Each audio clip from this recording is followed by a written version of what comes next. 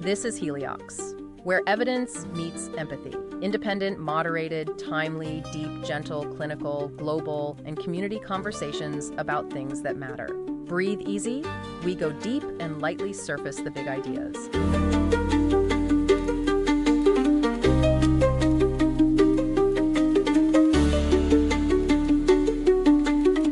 Welcome to the Deep Dive. You know, when you sent over all this research on air pollution in the brain, Yeah. it really got me thinking this isn't just like Right. bad smells or, Smog. visible smog. We're talking about Yeah. like potential brain damage. Absolutely. Even at those pollution levels we might think are normal. And that's what we're going to be uncovering in this deep dive. What's really grabbed my attention is how this issue kind of flew under the radar for so long. It is kind of wild. In fact, our deep dive begins with Deborah Corey-Slechta, Yeah. a top neurotoxicologist who honestly used to just laugh off the idea of air pollution impacting the brain. It's interesting. You know, she was all about lead poisoning. Right. A more classic neurotoxin. Much more classic, right? So it was a real turning point when a colleague asked Corey-Slechta to examine the brains of some mice that had been exposed to polluted air. Almost as a side project, really. Wow. And to her surprise, these mice were showing inflammation and white matter damage. Not what you want. Not exactly what you want happening inside your head. No, not at all. And it's kind of scary how quickly things changed when she started looking into it. Yeah. Now, there's just tons of research backing up this connection between air pollution and brain health. Right. And get this, the World Health Organization estimates that 99% of the global population, Wow. that's basically everyone, basically everyone, breathes air that exceeds safe pollution levels. That number just really highlights the urgency of this issue. Yeah. And what's even more alarming is it's not just about, living in a visibly polluted mega city. Sure. Even those low levels of exposure that you might experience just going about your day can impact the brain. Okay, so even if I don't live in, a city famous for smog, Right. I should still be concerned. Absolutely. Think of it this way. Air pollution, it can be really sneaky. It's not always about what you can see. It's those invisible particles. Right. That can slip past your body's defenses and really affect your brain. So what does all of this mean for our mental health? I know there's been a lot of talk about air pollution and depression, but is there really a solid connection? There's more than just talk. There was this huge UK biobank study that came out in 2023 with almost 400,000 participants. Wow. And they found that long-term exposure to particulate matter and nitrogen oxides, even at low levels, was correlated with higher rates of both depression and anxiety. Wow, 400,000 people. Yeah. That's a lot of data. That's a lot of data. Yeah, we can't ignore that. Yeah. But how does air pollution actually affect the physical structure of the brain? Think of it this way. Your brain relies on these really clear communication pathways. It's kind of like road. a complex network of roads, and studies are showing that air pollution can actually damage those pathways, especially in developing children. Oh, wow. It's disrupting the brain's wiring while it's still under construction. This can lead to problems with memory, and it can even impact how different parts of the brain talk to each other. So are scientists able to pinpoint exactly what in the air pollution is causing all this damage? Yeah, it is tricky. It seems like it would be hard to narrow down. It is tricky because air pollution isn't just one thing, right? It's this mix of different gases and particles. Yeah. The really tiny particles, the ones that are smaller than 100 nanometers, those are the ones that are the most concerning. They're small enough to slip past your body's defenses and reach the brain. So they're like ninjas. They're like ninjas. But if these tiny particles are so dangerous, Right. why aren't they being monitored more closely? You're absolutely right. That's actually one of the most critical gaps in our understanding and monitoring of air pollution. These ultrafine particles are kind of like this major threat that are allowed to operate unchecked because we don't even have a good grasp on how much of them are out there. Okay, so it's a complex problem. But is there anything that researchers kind of agree on? What's the main culprit behind the air pollution's effect on the brain? The general consensus is that inflammation plays a really big role. You can almost think of it like the air pollution is setting off your brain's smoke alarm, but there's no fire to put out.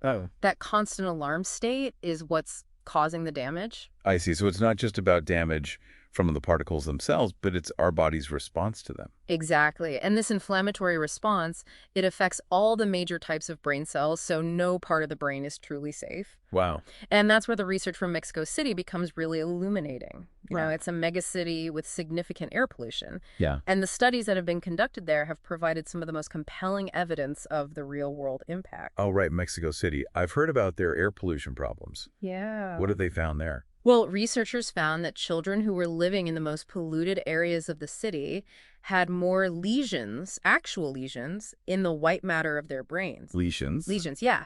Like actual scars on the brain tissue. Wow. And remember those communication pathways we were talking about? Yeah. That's what the white matter is. And these lesions, they disrupt those pathways, especially during these crucial periods of brain development. Wow. What's even more concerning is that these children also performed worse on cognitive tests, even without any other risk factors for brain disorders. So the air pollution alone was harming their brains. That seems to be the case, yeah. And that's why these Mexico City findings are so alarming. Right. They offer this really stark warning about what can happen when we don't prioritize clean air, particularly for vulnerable populations like children. Wow, that's pretty disturbing. Yeah. I mean, if this is happening in Mexico City, Right. what does that mean for other cities around the world? Right. What can we even do about this? This feels like such a huge, overwhelming problem. It is a significant challenge, but it's not insurmountable. Okay. There are steps that we can take both individually and as a society to mitigate the risks and advocate for cleaner air, and that's what we're going to explore further in the next part of our deep dive. Thank you for being curious and subscribing, following, liking, rating, and reviewing our podcast episodes. Your support really helps build a vibrant Heliox community. Okay, so last time on our deep dive, we uncovered some pretty unsettling stuff about air pollution and the brain. Yeah. It's kind of hard not to feel overwhelmed, Right. knowing that our brains are under attack by these invisible particles. I get it. It can feel like a lot to take in. Right. But remember, knowledge is power. Mm. The more we understand about this threat, Yeah. the better prepared we are to face it. So let's dive into solutions. Oh. What can we actually do on like a personal level Right. to protect ourselves? Well, you don't have to go full-on doomsday prepper with gas masks just yet. Okay, good. A really simple first step is just being aware of your surroundings. Okay. Check the air quality index in your area before you head out. There are apps and websites that make it super easy these days. Oh, yeah, I've seen those. Yeah, So if the air quality is bad, maybe I should swap that outdoor run for an indoor workout. exactly. And think about indoor air quality, too. Oh, right. Like ventilate your home, especially when you're cooking or cleaning with harsh chemicals. Even something as simple as having some houseplants can help purify the air. Oh, that's good to know. Yeah. Okay, so we can be smart about minimizing our exposure, but what about the bigger picture? Right. Like cleaning up the air feels like a massive societal problem. You're right. It requires systemic change. Yeah. We need stricter regulations on emissions from vehicles and industries, Right. plus a major shift towards renewable energy sources to help us get off those fossil fuels. It's about like changing our priorities as a society. Exactly. Clean air should be a fundamental right, Absolutely. not a luxury. Yeah. What are some ways we can make our voices heard on this? There's a lot you can do. You can support policies that promote clean air initiatives. You can contact your representatives. Right. Even just talking to your friends and family about this issue can help raise awareness. Right. It sounds like collective action is key here. Yeah. But is there anything happening on like a scientific level? Are there any exciting solutions kind of on the horizon? Definitely. Scientists are exploring a lot of different approaches right now. Cool. Some of them are looking at therapies that could actually protect the brain from the harmful effects of air pollution. Oh, wow. So almost like an antidote. Almost like an antidote, yeah. So protecting our brains from the inside out Right. while we're working on cleaning up the air itself. Exactly. That's really cool. Other researchers are trying to identify the most harmful components of air pollution so we can target them more effectively. That makes sense. Remember those ultrafine particles we talked about, the ones that can sneak into the brain? The ninjas. Yeah, the ninjas. Imagine if we could figure out how to neutralize those specifically. That would be huge. That would be a game changer. Yeah. And then there's also all this talk about nanotechnology. Yeah. Is that a viable solution? It definitely has potential. Oh, Scientists are developing nanoparticles that can actually trap and neutralize pollutants in the air. so it's like sending out tiny little cleaning crews Exactly. to fight those toxic particles. Yeah. It's pretty amazing stuff. That's so cool. So there's hope that we can develop some, like, high-tech solutions to this problem. There's definitely a lot of promising research happening, which gives me hope Yeah, that we can find ways to make the air cleaner and healthier for everyone. that's great. But while these solutions are being developed, there are still things we can do right now to protect ourselves. Okay, so we can make changes in our daily lives, Right. advocate for that systemic change, Yeah. and support those scientific advancements. Absolutely. But for someone listening to this, Right. feeling overwhelmed, Uh-huh. what's the one thing you really want them to take away from all of this? The key takeaway is this. Air pollution isn't just some abstract environmental problem. Right. It's a personal health issue Hmm. that affects each and every one of us. Even if you don't live in a heavily polluted city, you're still exposed. Right. And the younger you are, the more vulnerable you are to these effects. We can't afford to wait for someone else to fix this. Right. We need to take action now. So what are some concrete steps people can take to reduce their exposure? What would you recommend? Well, think about your commute. Okay. If you live in a city, walking, biking, or taking public transportation instead of driving can make a big difference. It cuts down on your exposure to traffic fumes, and it's a good exercise, too. So it's a win-win for both your brain and your body. Exactly. I like it. And if you have to try to avoid rush hour when traffic is at its worst and pollution levels are higher. Good point. I hadn't thought of that. Yeah. Now, what about diet? Right. Does what we eat play any role in protecting our brains from air pollution? Yeah. It seems like a stretch, but I'm curious. There's actually some interesting research on that. Really? Foods rich in antioxidants like fruits, vegetables, and nuts may offer some protection. Wait, so eating my greens can actually help defend my brain against air pollution? It's not a foolproof shield, but those colorful fruits and veggies are packed with antioxidants, which can help fight off the harmful effects of oxidative stress caused by pollution. Interesting. Yeah. So a healthy diet isn't just good for our bodies. Right. It's good for our brains, too. Exactly. Especially when it comes to air pollution. Especially when it comes to air pollution. Omega-3 fatty acids. Yes. Found in, like, oily fish like salmon. Yeah. Also seem to have those brain protective properties. Exactly. So it really is about this holistic approach, isn't it? Mm-hmm. Taking care of ourselves from the inside out. Absolutely. And don't underestimate the power of good sleep. Yeah. Managing stress. Yes. And regular exercise. All these things contribute to a healthier brain and a stronger immune system, which can better fight off those environmental insults, like air pollution. It's all connected. Okay, so a healthy lifestyle is a good defense.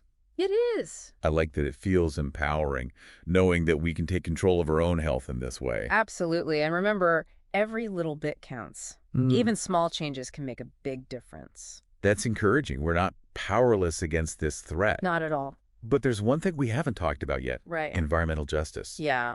It seems like the impact of air pollution isn't felt equally by everyone.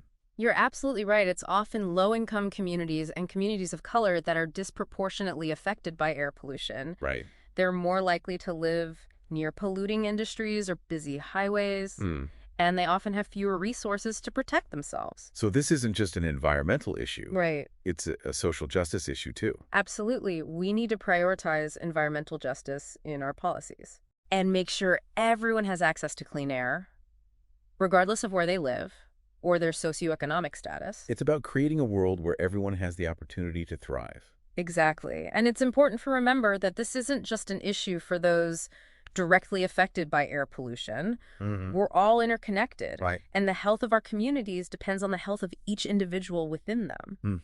So we're all in this together. We are. Fighting for clean air isn't just about personal health. Right. It's about fighting for the health and well-being of everyone. Precisely. We need to come together as a society to demand change and create a healthier future for all. Well said. Now, before we move on to the final part of our deep dive, Okay. I want to leave our listener with something to ponder. Right.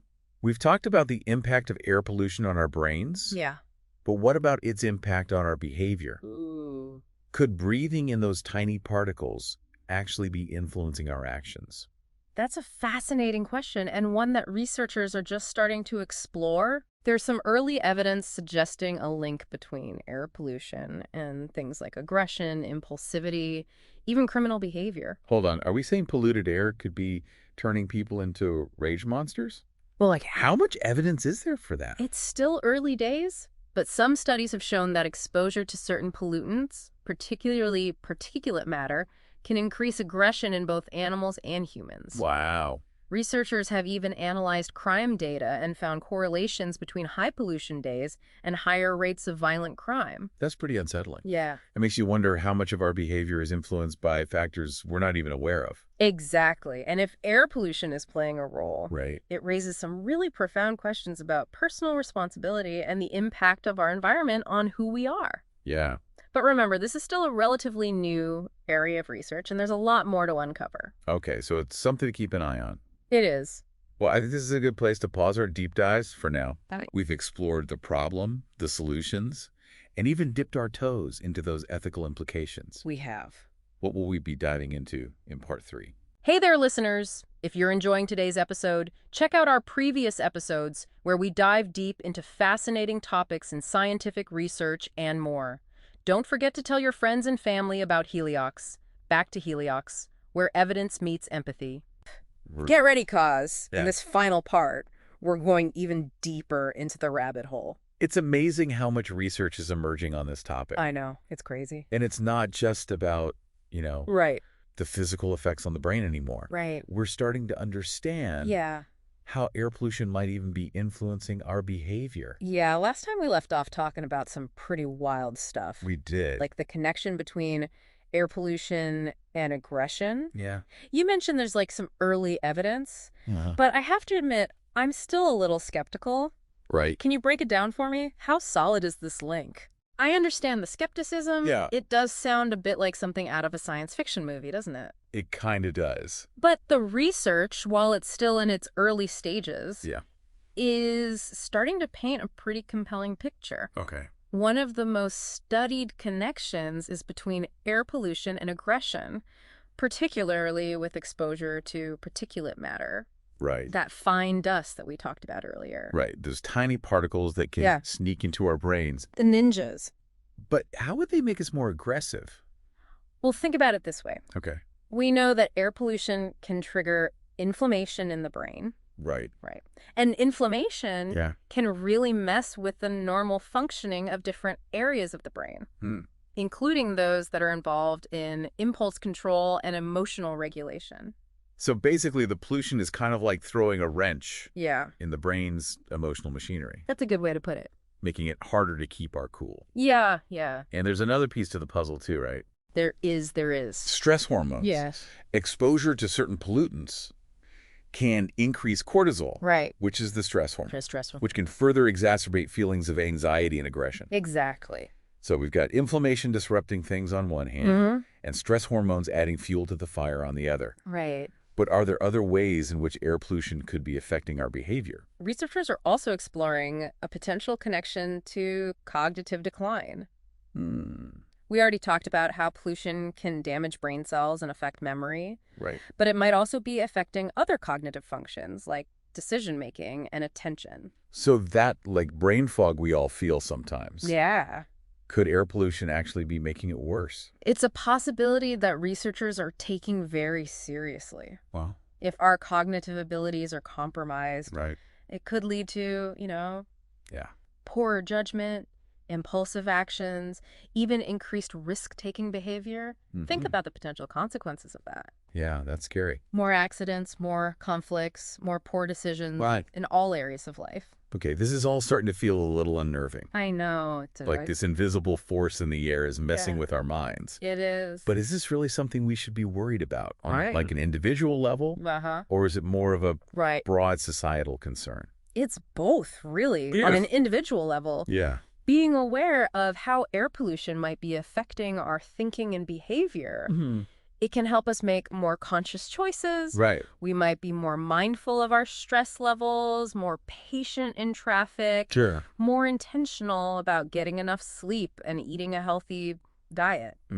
All things that can support our brain health and resilience. So knowledge is power, even in this case. Absolutely. But on a societal level, what are the implications of all this? Well, for starters, it challenges some fundamental notions Okay. about free will and personal responsibility. If air pollution is influencing our behavior, Right. to what extent are we truly in control of our actions? That's a great question. And if certain communities are disproportionately exposed to pollution, Right. are they also bearing a greater burden of these behavioral impacts? That's a lot to think about. It is. It's heavy stuff. It raises some serious ethical questions. Yeah. It seems like this goes way beyond just like wearing a mask to protect our lungs. It does. It's about understanding this complex interplay between our environment and our behavior. Right. And creating a world where everyone has the opportunity to breathe clean air and think clearly. Absolutely. Yeah. This research really highlights the urgency of addressing air pollution as a matter of public health and social justice. It's not just an environmental issue, it's about protecting our minds and ensuring a fair and equitable society. Okay, so we've covered a lot of ground in this deep dive. We have. From the science of brain damage to the potential for those behavioral impacts. From individual actions to the need for systemic change. Absolutely. What are your final thoughts for our listener as we wrap up this exploration? I think the most important takeaway is that we can't afford to be complacent. Air pollution is a serious threat to our health and well-being, both individually and collectively. Right. But the good news is we're not powerless. Right. The more we learn about the risks, the better equipped we are to protect ourselves, advocate for change, and create a healthier future for all. Well said. And a huge thanks to our listener for sending us all this research in the first place. Yes, thank you. This was an eye-opening journey for me. It was for me too. And I hope it was for you too, listener. Keep asking those questions. Yeah. Stay curious. I'm curious. And never underestimate the power of knowledge. Absolutely. There's still so much more to discover. There is. And who knows what fascinating insights we'll uncover in our next deep dive. I can't wait. Hey there, listeners. If you're enjoying today's episode, check out our previous episodes where we dive deep into fascinating topics in scientific research and more. Don't forget to tell your friends and family about Heliox.